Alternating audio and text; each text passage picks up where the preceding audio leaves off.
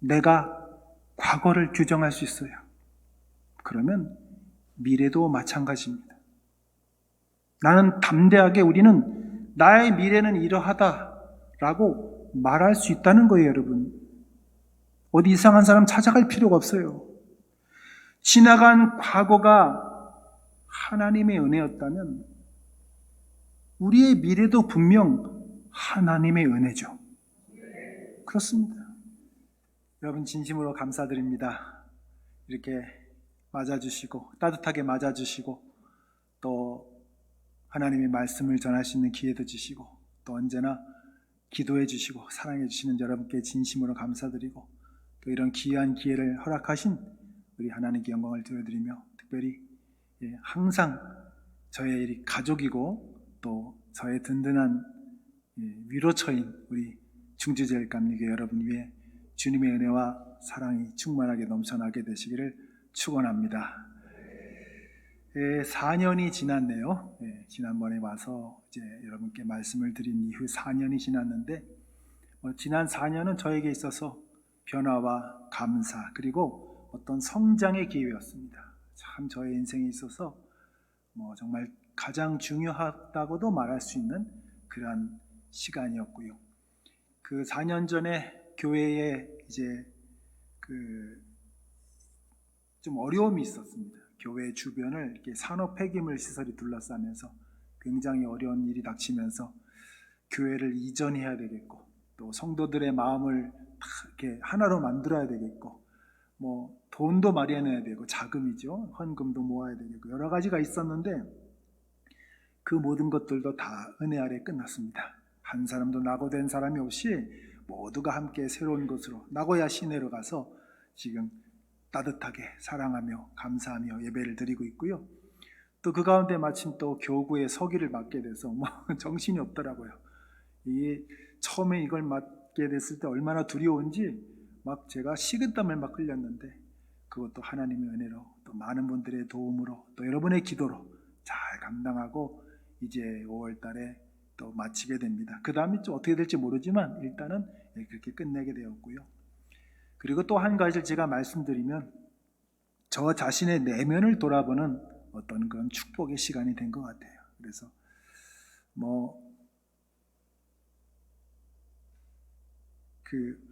일본 선교라는 게 눈에 보이는 어떤 가시적인 결과를 내기가 참 어려운 곳이죠.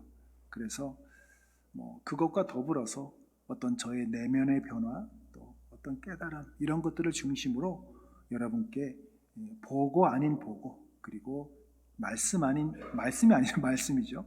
보고 아닌 보고지만 그러나 말씀을 겸해서 여러분께 좀 소개를 드리고자 합니다.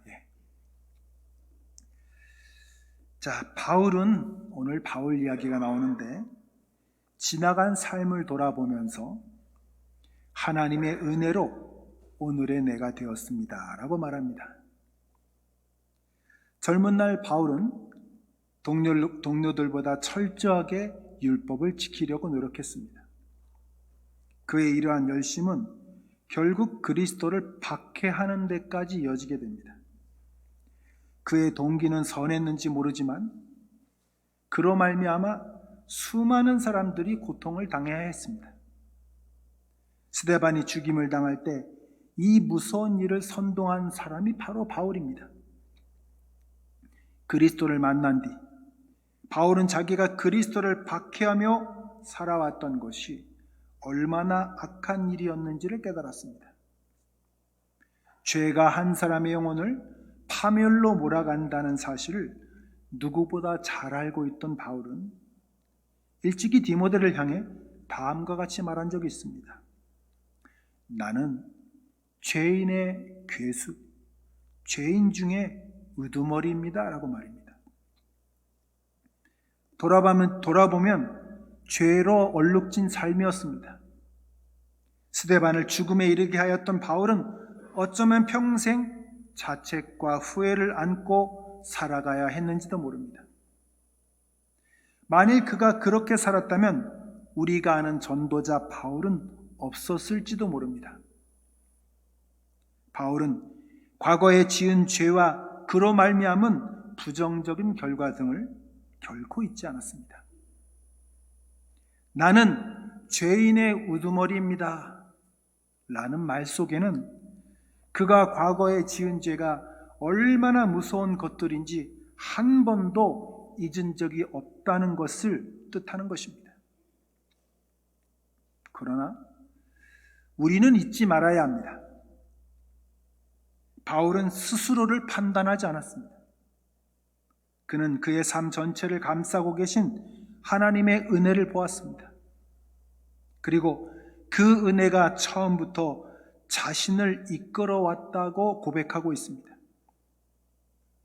이해할 수 없는 일을 만나고 후회와 자책으로 가득한 삶이었지만 하나님의 은혜는 변함없이 부어지고 있으며 지금의 자신이 존재하는 것은 바로 그러한 하나님의 은혜 때문이라고 고백하고 있는 것입니다. 여러분, 지나간 과거를 되돌릴 수 있는 사람이 있을까요? 없죠. 과거를 되돌릴 수가 없습니다. 이것은 우리 모두가 너무나 잘 알고 있는 사실입니다. 하지만 여러분, 그 과거가 무엇이냐 하는 것은 별개의 문제입니다. 다시 한번 말씀드립니다. 지나간 과거라는 시간이 있지만 그것을 어떻게 이해하느냐, 그것을 어떻게 규정하느냐라고 하는 것은 현재에 속하는 일이라는 것입니다.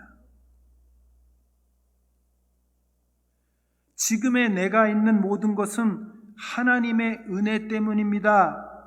즉, 자신의 과거를 고통의 역사 혹은 죄의 역사가 아니라 은혜의 역사로 바울이 규정하고 있는 것처럼 지나간 과거를 어떻게 규정하느냐에 따라 그 과거가 얼마든지 다르게 보인다는 것입니다.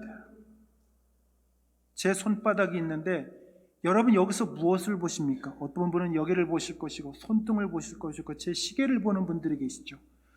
이 손이라는 사실은 존재합니다. 그러나 내가 여기서 무엇을 보느냐는 다른 문제라는 것이죠. 우리는 성경에서 이와 같은 것을 찾아볼 수가 있습니다. 예를 들어 많은 분들이 이스라엘의 광야에서의 삶을 비참하고 고통스러웠던 것으로 기억합니다. 고통뿐이겠습니까? 하나님께 반항하고 우상을 숭배하는 등 죄로 말미암아 하나님의 진노를 사는 일이 다반사였습니다. 불평과 원망, 죄, 반역 등등 만일 이스라엘의 지난 과거 속에서 우리가 이런 것들만 보려고 한다면 사실은 여러분, 이스라엘은 이미 멸망해서 흔적도 남지 않아야 하지만 놀랍게도 그런 일은 일어나지 않습니다. 일어나지 않았습니다. 모세는요, 지난 40년의 광야 생활을 고통으로 보지 않습니다. 고통의 삶으로 보지 않는다는 것입니다. 그는 자신의 백성들을 따스하게 돌보시고 먹이시는 하나님의 사랑과 은혜를 이야기하고 있습니다. 자, 제가 신명기의 말씀을 여러분께 소개해 드리겠습니다. 혹시 띄워주시면 좋겠는데 저는 이 새번역 성경으로 읽어드릴 테니까 여러분이 한번 이렇게 개역 성경 거의 같습니다. 한번 비교해서 들어보시기 바랍니다. 나는 40년 동안 광야에서 너희를 인도하였다. 그래서 너희 몸에 걸친 옷이 헤어지지 않았고 너희 발에 신은 신은 닳지 않았다. 너희는 빵도 먹지 못했고 포도주나 독한 술도 마시지 못했다. 그러나 나는 너희에게 필요한 것을 주어서 내가 바로 주 너희의 하나님임을 너희에게 알리고자 하였다. 여러분, 빵도 먹지 못했고 포도주도 마시지 못했다. 그렇습니다, 여러분. 이것은 분명한 사실입니다. 하지만 여러분, 먹을 것이 없고 가진 것이 없고, 그러니까 이스라엘의 과거는 고통이라고 말해야 할까요? 모세는 지금 자신의 과거를, 자기의 이스라엘의 과거를 그렇게 규정하고 있습니까? 하나님께서 뭐라고 말씀하십니까? 나는 40년 동안 너희를 인도하였다. 내가 바로 주 너희 하나님이다 라고 말씀하고 계시지 않습니까? 만일 여러분 고통뿐이었다면, 아무것도 없는 고통뿐이었다면 하나님의 인도는 도대체 무엇일까요, 여러분? 모든 것이 열악하고 본인들도 정말 완악하고 죄까지 지었는데 이스라엘이 이렇게 필요한 모든 것을 공급받아서 살아남았던 것을 어떻게 설명하면 좋을까요, 여러분? 자, 이제 현재의 이것을 적용해 보도록 하겠습니다. 서두에서 말씀드렸지만 바울이 지나간 삶을 은혜로 규정하고 있음을 기억하시기 바랍니다. 죄로 가득 찬 자신입니다. 그럼에도 불구하고 변함없이 사랑해 주시는 하나님을 고백했습니다. 자신의 지난 삶을 은혜로 고백한 바울은 현재의 삶도 그렇게 보았습니다. 왜냐하면 여러분, 이 말이 중요한데, 우리의 과거는요, 언젠가 우리의 현재였어요. 아십니까? 우리의 과거는 언젠가 현재였다는 사실을 기억하세요. 그러면 우리의 현재는 어떻게 될까요? 우리의 현재도 언젠가 과거가 됩니다. 바리새인들이 과거를 어떻게 생각하는지 보시죠. 철저하게 죄를 멀리하고자 노력합니다. 그것은 예수님께서 칭찬하실 정도입니다. 그럼에도 불구하고 주님은 바리새인들의 가르침, 그들의 누룩을 경계하라라고 말씀하십니다. 왜 그럴까요? 그들은 자신들의 과거를 죄의 역사라고, 고통의 역사라고 규정했기 때문입니다.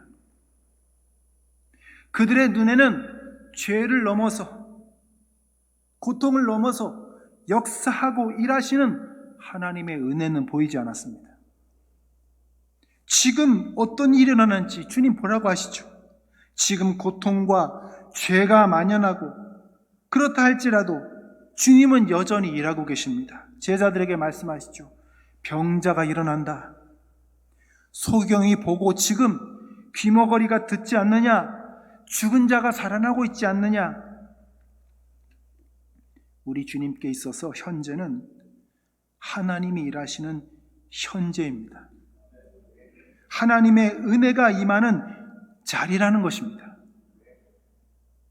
그러나 바리새인들은 그 현재를 그렇게 보지 않았어요. 왜? 자신들의 과거를 그렇게 이해했기 때문입니다. 여러분, 과거는요, 내가 규정하는 겁니다. 우리가 규정하는 것입니다. 우리가 그렇게 본다는 말입니다. 잊지 마십시오. 나의 과거는 지나가 버렸어. 다 지나갔어. 끝났어. 그러니 아무것도 난 할 수 없어. 손댈 수가 없어. 그렇지 않습니다, 여러분. 과거가 지나갔다고 손댈 수 없다고요? 아닙니다. 나의 과거는 지나갔지만 그것을 어떻게 보느냐? 그것을 어떻게 규정하느냐? 그건 지금 나에게 속한 일입니다. 나에게 달렸단 말입니다. 그리고 내가 그 과거를 어떻게 보느냐, 어떻게 규정하느냐에 따라서 나의 과거가 달라진다는 것입니다. 아십니까, 여러분? 과거를 바꿀 수 있단 말입니다. 과거를 바꿀 수가 있다는 것입니다. 내가 어떻게 보느냐에 따라서 나의 과거를 얼마든지 나는 바꿀 수 있다는 겁니다.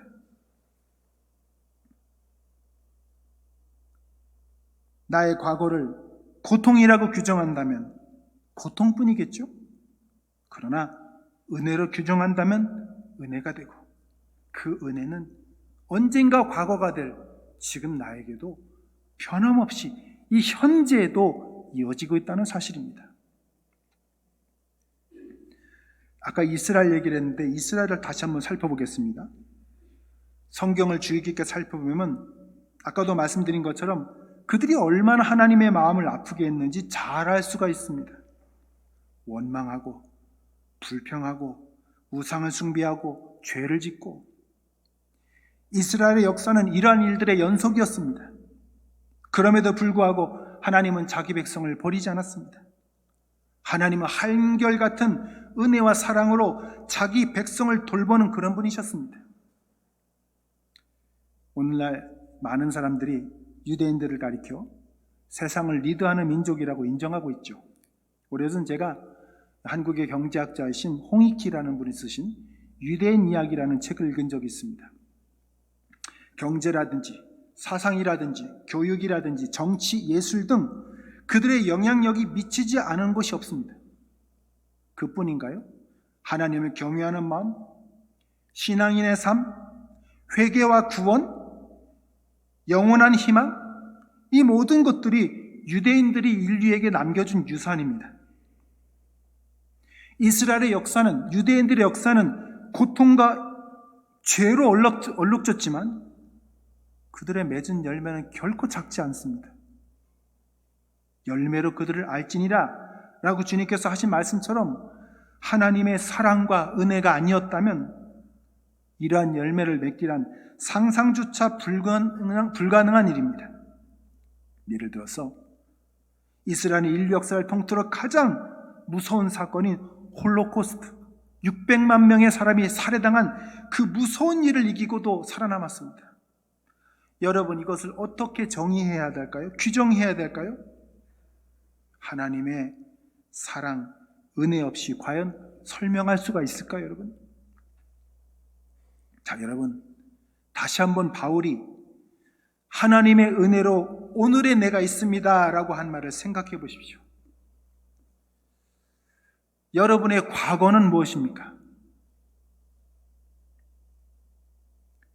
고통뿐이었어. 나를 생각해 주는 사람은 한 사람도 없었어. 나는 늘 혼자였어. 여러분, 이렇게 고백하시렵니까? 그렇다면 묻습니다. 지금 여러분이 이 자리에 있는 이유가 무엇입니까? 여러분 혼자였는데, 늘 고통뿐이었는데 왜 이 자리에 계십니까, 여러분? 만약 그렇다면 여러분이 이 자리에 있을 리가 없잖아요. 지금까지의 삶에 여러분에게 따스한 말 한마디를 해준 사람이 한 사람도 없습니까? 여러분을 위해 작은 손길을 내밀었던 그런 사람이 한 사람도 없습니까? 이제까지 살아온 모든 것이 내가 일구어낸 삶의 결과입니까? 아닙니다. 모두가 고통뿐이다 라고 말하지만 정말 그렇다고 한다면 나라고 하는 존재는 이 자리에 있을 수가 없어요. 이것만큼은 분명한 사실입니다. 여러분, 바울의 말을 기억하십시오.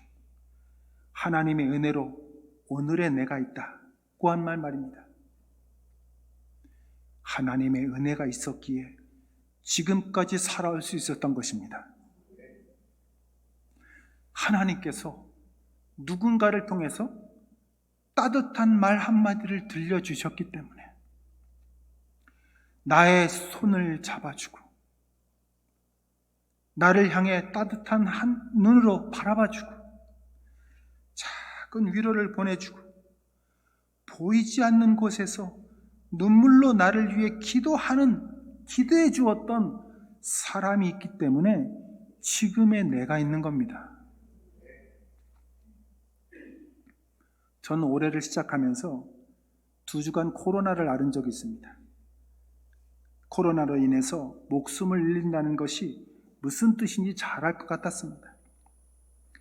제가 힘들 때 아내는 제 곁에서 정성껏 간호해 주었습니다.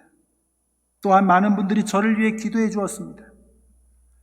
코로나만 생각한다면 힘든 시간이었지만 저를 위해 기도해 주시고 돌보아 주신 많은 분들의 사랑이 있었기에 이렇게 일어나서 말씀을 전할 수가 있게 된 것입니다. 자, 그렇다면 여러분, 우리의 미래는 어떻게 될까요? 어떤 분이 몇 년 전에 한국의 감리교 어느 감독님께서 저에게 윤성규 목사님은 도사 같아 그러시더라고요. 글쎄 도사가 되었는지 어떤지 모르지만 그러나 미래에 대한 얘기를 할 수 있을 것 같습니다. 여러분의 미래가 어떻게 될지 아십니까? 아십니까 여러분? 굳이 점쟁이 찾아가야 되나요? 그런 이상한 사람들 찾아갈 필요 없죠. 괜히 이상한 말하는 이단들 찾아갈 필요 있나요? 답이 나와 있죠. 아까도 말씀드렸지만 우리의 과거는 언젠가 우리의 미래였습니다. 나의 미래가 아니었던 과거는 없습니다. 현재도 마찬가지죠. 그러면 우리의 미래도 언젠가 과거가 됩니다. 여러분, 이 말이 무엇을 의미하는지 생각해 보십시오. 내가 과거를 규정할 수 있어요. 그러면 미래도 마찬가지입니다. 나는 담대하게 우리는 나의 미래는 이러하다라고 말할 수 있다는 거예요, 여러분. 어디 이상한 사람 찾아갈 필요가 없어요. 지나간 과거가 하나님의 은혜였다면 우리의 미래도 분명 하나님의 은혜죠. 그렇습니다. 사람들은 미래를 알 수 없다고 말합니다. 그러나 성경은 그렇게 말하지 않습니다. 모든 것을 고통과 죄로만 보는 사람들에게는 현재도 미래도 마찬가지입니다. 그가 알고 있는 미래는 죄와 고통뿐일 것입니다. 답을 얻지 못해서 계속 방황할 것이고 이단들을 찾아가서 물어볼 것이고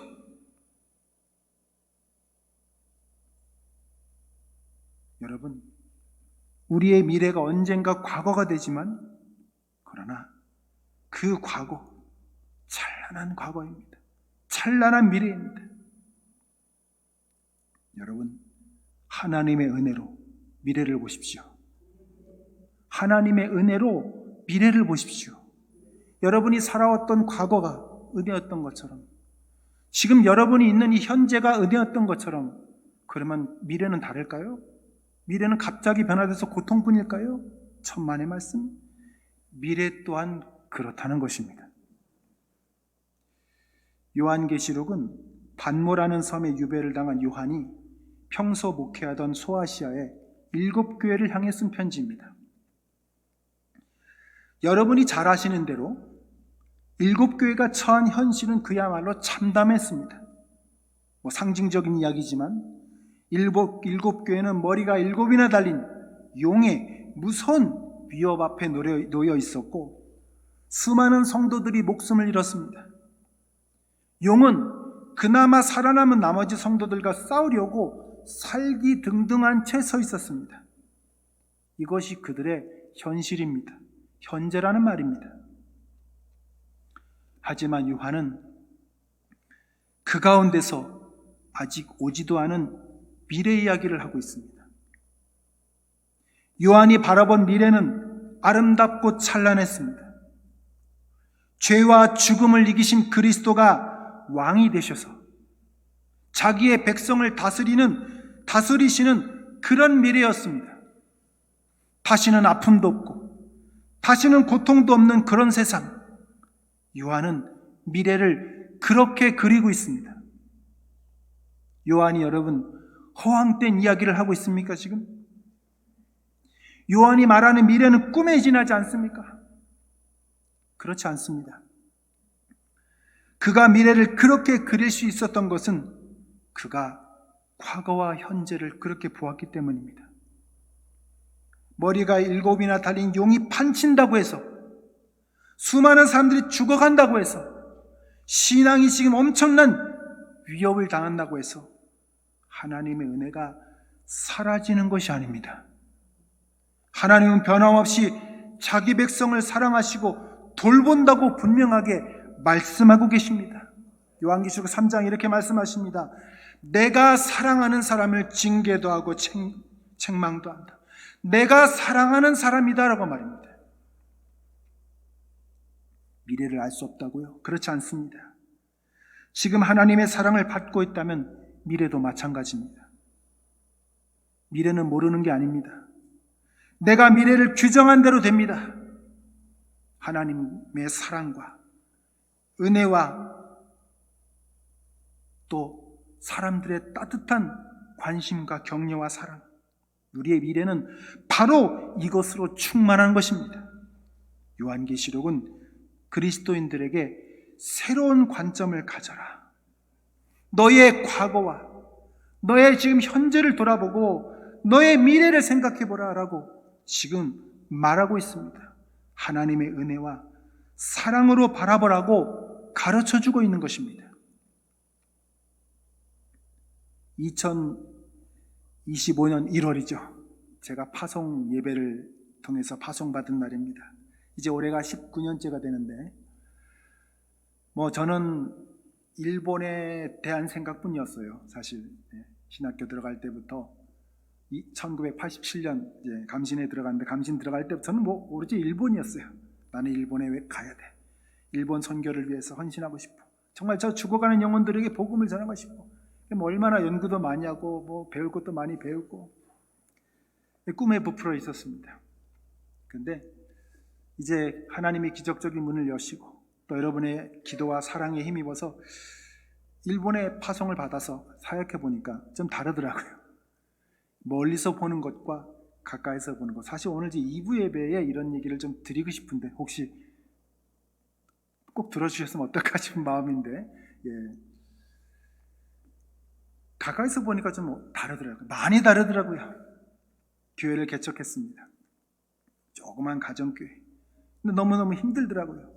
풍지박산 날 때도 있고 이렇게 시련, 그리고 또 예상치 않은 또 그런 산업 폐기물이 둘러싸이면서 완전 쓰레기예요, 쓰레기. 거기서 쓰레기를 처리해요, 교회 바로 옆에서. 게다가 이 사람들이 이제 터키 사람들인데 종교적인 문제가 얽히면서 저희하고 완전 원수예요.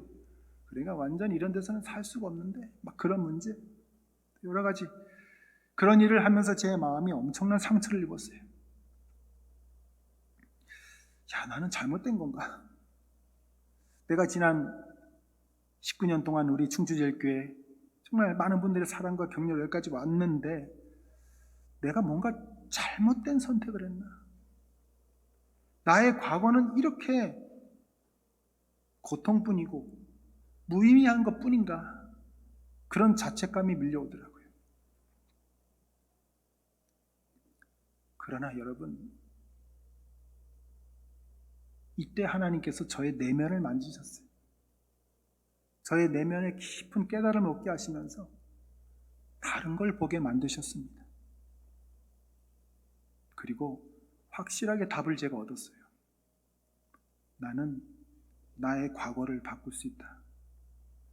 요즘에 많은 사람들이 자신의 과거 때문에 괴로워하죠. 젊은이들은 분노를 안고 살고 있고, 어떤 사람들은 세상을 향한 어떤 원망을 안고 살고 있고. 여러분, 왜 과거를 못 바꿉니까? 왜 우리가 과거를 못 바꾸죠? 성경은 그렇게 말하고 있지 않은데. 여러분의 과거를 바꿀 수 있어요. 원망뿐입니까? 여러분의 과거가 분노뿐입니까? 실패뿐입니까? 그럼 자살해야죠. 지금 내가 이 자리에 있을 이유가 없잖아요, 여러분요. 그런데 가만히 돌아보니까 많은 분들의 격려와 변치 않는 따뜻한 사랑과 기도가 있었어요. 일본이 무슨 소리를 해도, 일본 사람들, 정치가들이 정말 우리의 마음을 아프게 만드는 그런 소리를 하더라도 우리 제일교회 여러분들이 변함없이 기도하고 계시지 않습니까? 저 같은 일선에 선 사람들이 기도하는 이 사역을 하는데 여러분들의 그런 따뜻한 사랑이 있지 않았습니까, 여러분? 그 제가 혼자입니까, 여러분? 제가 이렇게 비참하게 내 생을 규정해버리고 그냥 끝내버릴 그런 삶입니까, 여러분? 만약 그랬다면 지금의 저도 없고 또 앞으로도 없겠죠. 저는 알았어요. 나는 나의 과거를 바꿀 수 있다고. 나의 과거는 은혜야. 하나님의 사랑이야. 거기에 내가 빠져서 지금까지 살아왔고, 그리고 지금도 그렇게 살고 앞으로도 나는 그렇게 살 것이야. 그렇습니다, 여러분. 전 앞으로도 여러분의 사랑과 기도가 있기에 갑니다. 그렇기 때문에 이 길을 갑니다. 그리고 역사는 하나님이 하시겠죠? 제가 하는 게 아니죠? 내가 이만큼 했습니다가 아니겠죠? 역사는 하나님이 하십니다. 그게 뭔지는 제가 2부 때 말씀드립니다. 예고편입니다. 그렇습니다, 여러분. 모두가 미래를 알지 못한다고 말합니다. 그러나 우리 그리스도인은 그렇지 않습니다. 과거, 현재, 미래는 모르는 게 아닙니다. 내가 규정할 수 있습니다. 나의 과거와 현재가 하나님의 은혜라면 미래도 그렇게 될 것입니다. 언젠가 과거가 된 그 미래를 되돌아보며 감사할 것입니다. 그리고 그러한 감사의 마음이 우리의 평생을 살아가게 만드는 힘이 될 것입니다. 여러분, 하나님의 은혜는 헛되지 않습니다. 모든 것을 은혜로 바라보는 그 사람에게는 그렇게 될 것입니다. 여러분들은 과거를 바꿀 수 있고, 여러분은 지금의 현재를 볼 수 있고, 여러분들에게 은혜로 가득 찬 미래가 기다리고 있습니다. 분명히 그렇게 될 것입니다. 앞으로 우리 제일교회 여러분과 함께 걸어가고 싶습니다. 그리고 찬란한 은혜로 가득 찬 하나님이 주시는 그 미래를 맞이하게 될 줄 믿습니다. 우리 공병문 목사님과 장로님들과 우리 충주지역 감리교회 여러분 모두에게 이러한 하나님의 사랑과 은혜가 충만하게 넘쳐나게 되시길 축원합니다. 기도하겠습니다.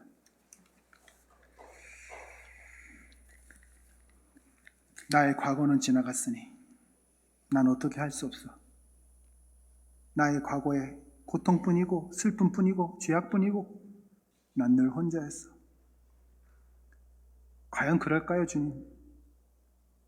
과거는 바꿀 수 없는 걸까요? 그렇지 않습니다. 과거는 내가 바꿀 수 있습니다. 내가 은혜로 바라보면 과거는 바뀝니다. 현재도 그렇게 되고 미래도 그렇습니다. 우리 사랑하는 충주제일감리교회 귀한 분들의 사랑과 은혜로 여기까지 왔습니다. 너무 힘들었습니다. 앞으로 이 길을 끝까지 달려갈 수 있을까 하는 자신이 없었습니다.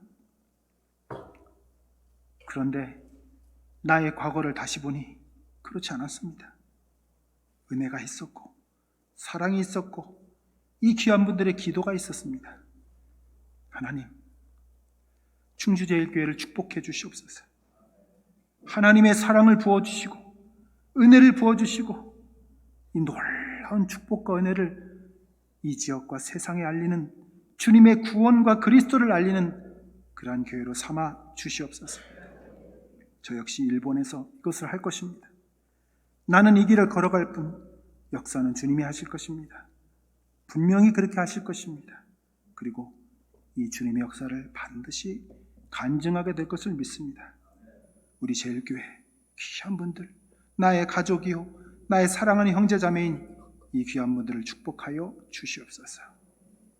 예수 그리스도의 이름으로 기도드립니다.